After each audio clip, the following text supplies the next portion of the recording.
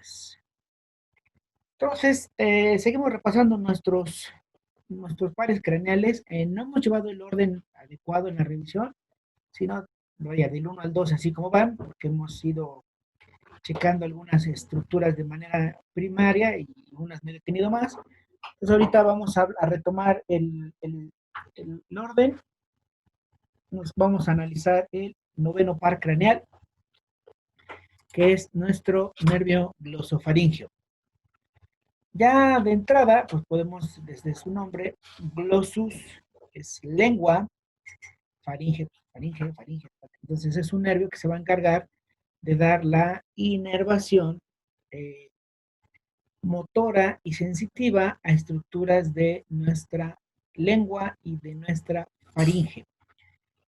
Entonces, este nervio es un nervio mixto, uno de los nervios mixtos, que tiene tanto aferencias como eferencias somáticas y viscerales especiales. Y aquí sí quiero que pongan una atención porque recordarán que desde un inicio les he estado haciendo hincapié que nuestra lengua es un órgano que tiene múltiple inervación. Es un órgano conformado por 17 músculos que tiene inervaciones motoras sensitivas generales y inervaciones motoras sensitivas especiales, dadas por varios pares craneales. Entonces, si recordarán, ya vimos una parte en la inervación sensitiva general por parte del trigémino, la inervación sensitiva especial por parte del facial. Entonces, tenemos que ver todavía la inervación sensitiva motora y otra parte sensitiva especial. Porque al fin también en esta parte ustedes van a hacer un esquema de integración de toda la inervación sensitiva, tanto motora, sensitiva especial y sensitiva general, que de los territorios que abarcan nuestra lengüita, ¿sale? Pues para que lo vayan integrando, por favor, y no, bueno, por lo menos vayan haciendo las anotaciones correspondientes. Entonces decía, el nervio glosofaringeo es un nervio mixto, ¿sale? Y que va a tener de su territorio de inervación estructuras de la lengua y de la faringe. Va a estar dado su origen real, igual, prácticamente en las estructuras que hemos mencionado, en la protuberancia y en el bulbo raquídeo. Su origen real va a estar dado por diversos grupos neuronales, acuérdate, ganglios, que van a ser específicamente 3 núcleos los que dan su origen real. Vamos aquí a anotarlos. Entonces, los 3 núcleos que dan origen a este nervio van a ser el primero, perdón, el núcleo motor principal,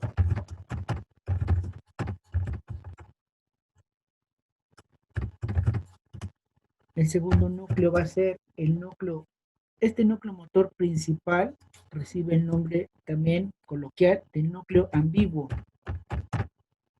¿sale? Núcleo motor principal o ambiguo. Si algún día leen, es que en el núcleo ambiguo, pues es el que tiene que ver con el vasofaringeo. Siguiente núcleo es el núcleo parasimpático.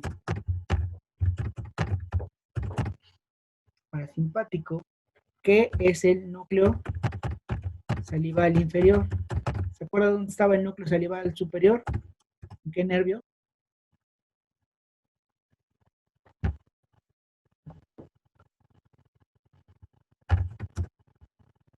¿Eh? Así como que ustedes han estudiado todos los días, a toda hora. Dijo parasimpático. Ajá, aquí en este nervio tenemos el núcleo parasimpático, que es el salival inferior. Ya habíamos mencionado Que en otro nervio que hay un núcleo salival superior. ¿En qué nervio está? ¿En qué par craneal? En el facial. Exactamente, Palomita, ¿qué contestó? Yo, Dani.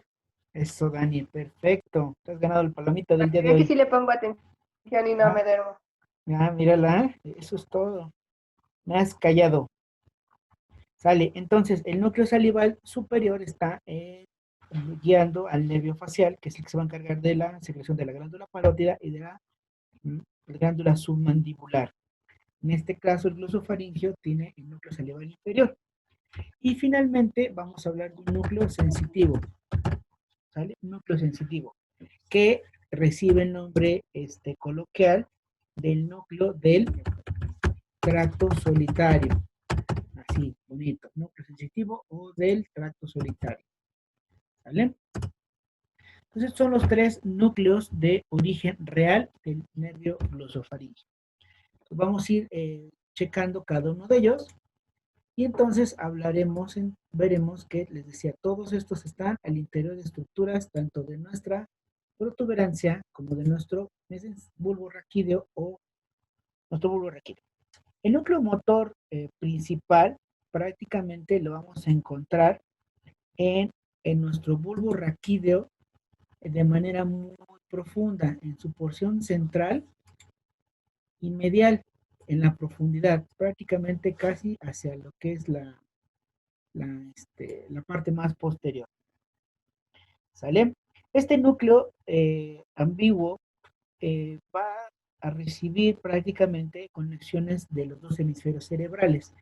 ¿Qué quiere decir entonces? Que en el núcleo motor se van a controlar de manera contralateral las situaciones motrices tanto del hemisferio derecho como del hemisferio izquierdo.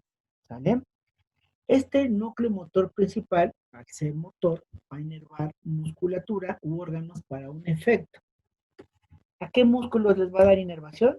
Principalmente a los músculos de los pilares anteriores y posteriores de la faringe y músculos constrictores de la misma y los músculos del velo del paladar en su región posterior, los que se en función específica para la deglución. ¿Sale? Y un músculo específico del ramillete de Rolano, que es el músculo estilofaringeo. ¿Vale? Vamos bien hasta ahí.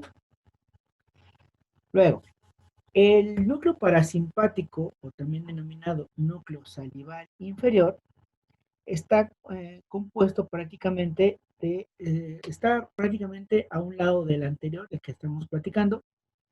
Vamos a encontrar en esta zona. Ya saben, mis destrezas para la cuestión no sé, del dibujo, ¿no? No sé qué hago aquí, debe ser dibujante.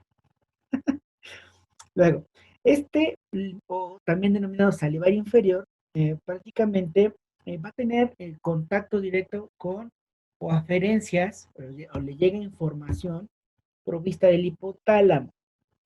Acuérdate que el hipotálamo tiene que ver con el manejo de las emociones y de respuestas autonómicas, ¿vale? Y también recibe unas formaciones de tipo reticular, es decir, en forma de red, del sistema olfatorio. ¿Por qué es importante? ¿Te acuerdas que cuando habíamos hablado de el olfato, decíamos que también el olfato, su percepción inicial, o digo, función inicial o más primordial, era de percibir los olores? Pero decíamos que también el nervio olfatorio, el par craneal 1, tiene aferencias al hipotálamo para control de emociones, pero sobre todo para el control de la salivación, ¿no? Decíamos que cuando tú hueles algo apetitoso, automáticamente por un arco reflejo mediado con el hipotálamo, empiezas a salivar, ¿no? Dices, hasta se me antojó, ¿sale? Esto es por estas aferencias. Y lo mismo decíamos, cuando nuestro olfato está afectado, cuando el olfato está afectado y perdemos en una gripa, por ejemplo, no salivamos adecuadamente porque la mediación hacia la secreción salival está disminuida. Pues aquí es a través del hipotálamo donde es el centro de interconexión entre los demás pares craneales, que no es que trabajen de manera aislada, ¿sale? Entonces, y finalmente, núcleo salival inferior es el que se va a encargar, lo que conocemos como Se reciben las afferencias, digo, del sistema olfatorio y también recibe junto con el núcleo sensitivo, que es el de tracto solitario, es el que va a tener la inervación gustativa del tercio posterior de nuestra lengua. Repito, el núcleo sensitivo, que es el denominado tracto solitario, es el que prácticamente se encarga de la inervación sensitiva especial del tercio posterior de nuestra lengua. Es decir, que se encarga del gusto del tercio posterior de la lengua. Y ustedes que saben en esta parte de la demografía del sabor de nuestra lengua, ¿qué, qué sabor se detecta en la base de la lengua?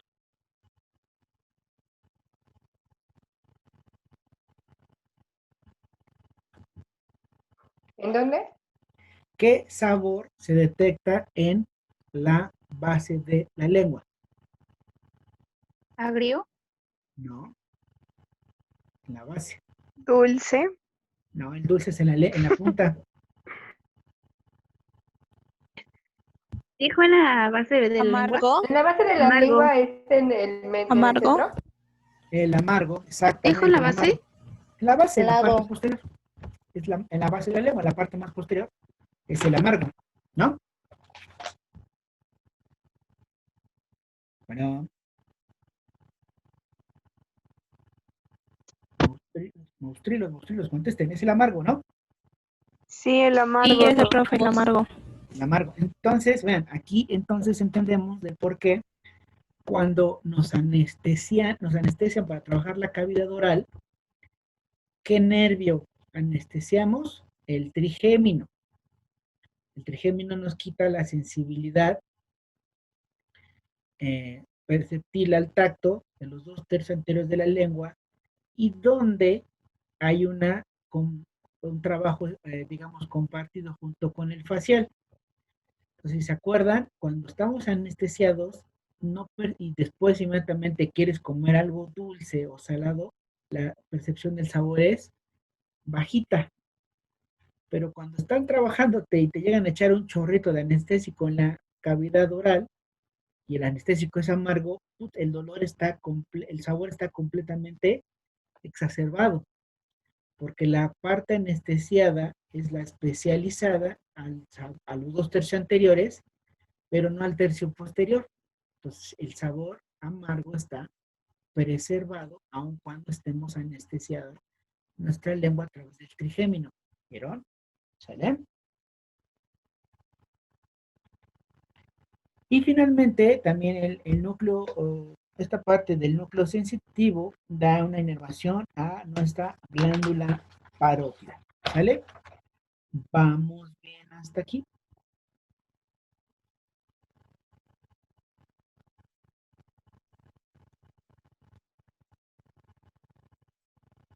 Profe, ¿puede repetir lo último que cuando mi audio se escuchaba cortado? Lo que les decía es que aquí debemos de entender entonces que una de las peculiaridades de nuestra inervación especializada en la lengua. Les decía que cuando ustedes trabajan o los han trabajado, los nervios que anestesian es el trigémino, que como vimos anteriormente, él se encarga de dar la inervación sensitiva general de los 2/3 anteriores de la lengua.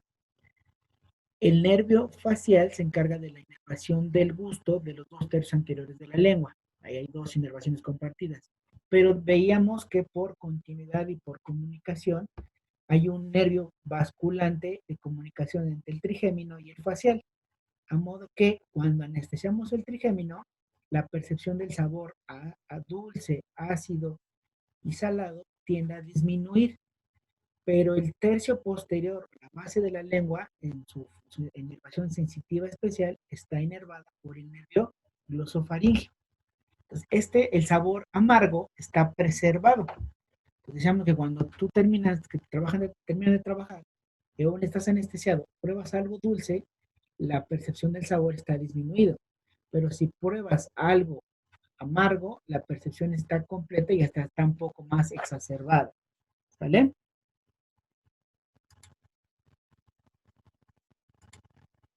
Gracias, profe.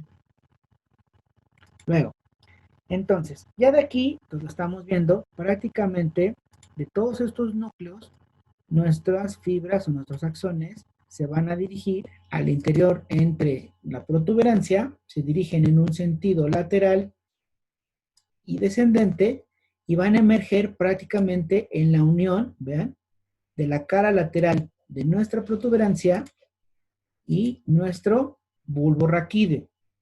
Y entonces en esta zona es donde emerge prácticamente nuestro nervio glosofaríngeo. ¿Sale? Nuestro nervio glosofaríngeo. Y entonces aquí hablamos de nuestro origen aparente. ¿Sale? ¿Vamos bien? Este nervio, en su parte intracraneal, en su recorrido intracraneal, va a tener algunas fibras perdón por, se me trabó la lengua, somatosensoriales, es decir, de control propioceptivo, principalmente para la inervación del seno carotídeo, que es una zona que sirve para medir la presión arterial, cómo está nuestra presión arterial, y el cuerpo carotídeo, que es el que se va a encargar de medir la concentración de oxígeno y de CO2 en la sangre. Entonces, el nervio glosofaríngeo también tiene una función en el sistema autonómico de preservación, al estar sensando cómo está nuestra presión arterial y cómo están los niveles de oxígeno y de CO2 en nuestra sangre. ¿Sale? ¿Vamos bien hasta ahí? Entonces, una vez, vean, que el glosofaríngeo, les decía, sale en la parte lateral de esta zona de unión entre el bulbo y la protuberancia, ¿vale? Prácticamente va a avanzar de manera lateral en la fosa o el piso posterior de la base del cráneo, ¿vale? Entonces vamos a colocar aquí la cabezota.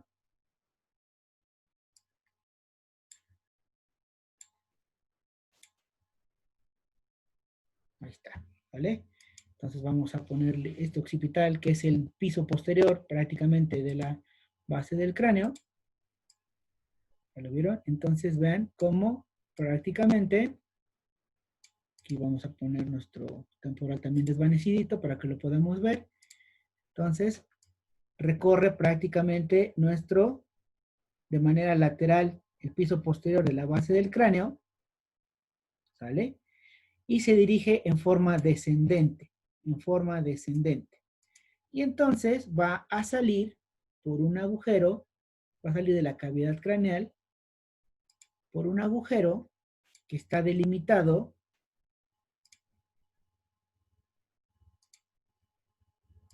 por un agujerito que está delimitado entre, aquí lo vemos, vean, este es nuestro nervio, va a estar delimitado entre la cara, el borde lateral de la masa lateral del occipital y nuestra cara antero inferior de la porción petrosa. Este espacio, y espero, a ver, voy a tratar de delimitarlo. Este agujerito se denomina agujero o foramen yugular. ¿Sale? Agujero o foramen yugular. Entonces, por este agujero o foramen yugular va a abandonar el nervio glosofaríngeo, la cavidad craneal, va a ir pegado también prácticamente por la arteria, por la vena yugular interna, prácticamente, recorre el cuello junto a la yugular interna, y parte de la arteria carótida interna hasta prácticamente, vamos a quitar esta, hasta alcanzar el músculo estilofaríngeo.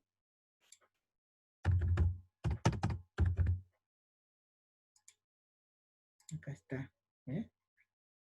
¿Te acuerdas que el estilofaríngeo también es parte del ramillete famoso de Riolano? Sale. Entonces aquí, para que lo estén viendo todo bien bonito.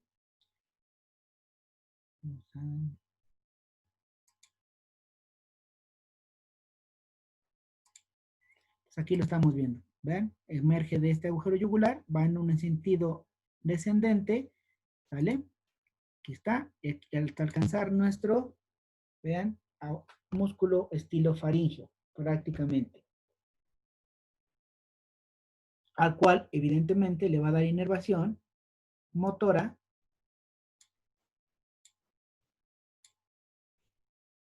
¿Vale? Y vean, aquí vamos a ver que hace dos ramas finales, vean. Una, al alcanzar el músculo estilofaringeo, una rama se vuelve de manera anterior, que prácticamente va a ser la rama que va a dar inervación en la parte superior de la faringe, a nuestras amígdalas o anginas coloquialmente, y a la lengua. Aquí vamos a quitar la mandíbula para que la podamos ver, esta zona, y vamos a agregar nuestra lengua.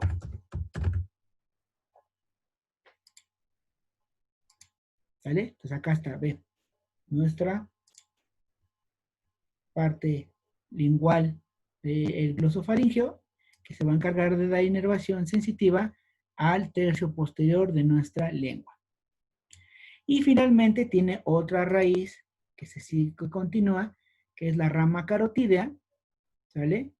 Acuérdate que aquí tendría que estar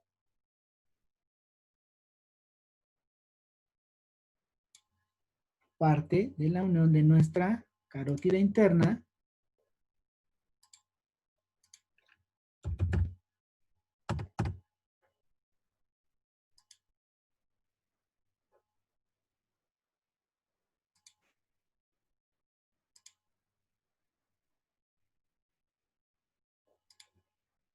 aquí está, ¿sale? Este ramo que les estoy mencionando es el que se encarga de censar, les decía, la presión barométrica de la sangre que llega a nuestro cerebro a través de las arterias, sobre todo la carótida interna, y de censar la cantidad de oxígeno que está cargando ahí, ¿sale?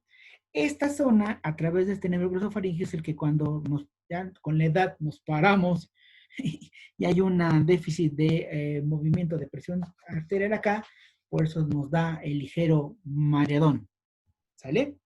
Y entonces les decía, este nervio prácticamente en esta zona va a dar inervación obviamente, de manera sensitiva a medir las presiones y las presiones y la cantidad de oxígeno y CO2 en nuestra carótida interna.